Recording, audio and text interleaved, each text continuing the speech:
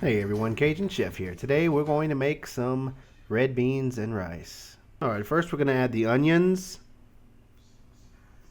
Get it all in there. I have 1 cup of onions. Then you add the oil, just enough to basically coat the onions and to allow you to stir them. We're going to put it over medium heat and sweat the onions until they become translucent. You want to stir the onions until they get to where you want them to be. Otherwise, they might stick to the bottom.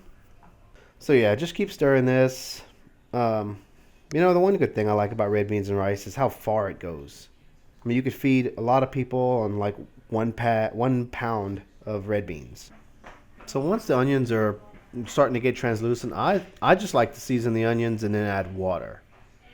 So once I get the onions seasoned, I'm going to stir the onions, get the seasoning nice and mixed up in there. Then I'm going to add water. So basically all I'm going to do is add enough water to cover the bottom.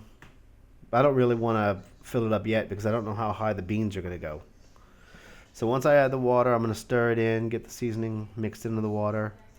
Then it's time to add the beans. Alright, so in this red beans and rice, I'm only making 1 pound of red beans and rice because I'm not feeding a whole bunch of people this time. So we're going to add the beans.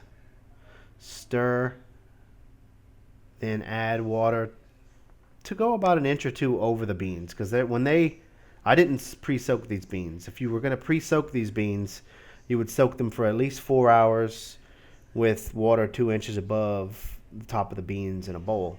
Then when you come back, the beans are going to be not quite twice the size, but they'll be a lot larger. Well, the same thing is going to happen in the pot. So once we add the water to cover it, you'll see I'm going to add more here. And you want to add about that much. So when you flatten it, it should be about 2 inches above the beans. And that's going to allow the beans to expand and absorb water and continue to cook without... Because if you don't put enough water, the beans will expand, then the water's going to be gone and they'll burn. So I covered the pot and cooked it for about about an hour, 45 minutes. And this is what the beans look like cooking for about 45 minutes on a simmer.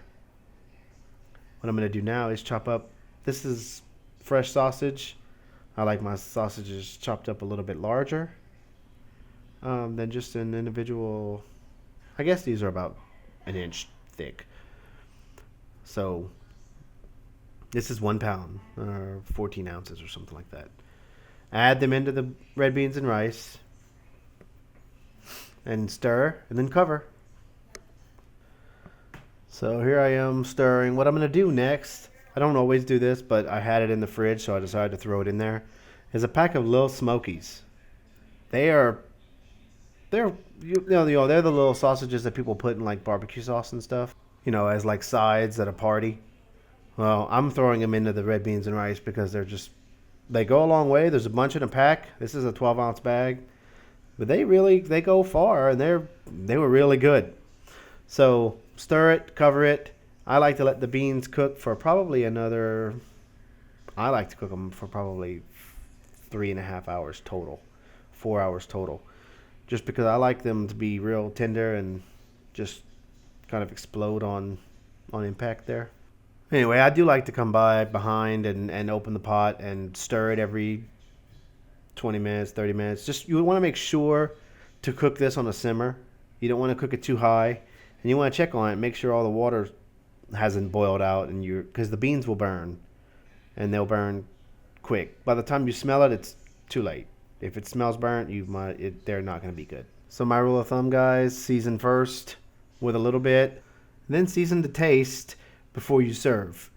Serve this over rice. It goes a really long way. And this here is the finished product. If this video helped you in any way, please subscribe to my channel. I appreciate it.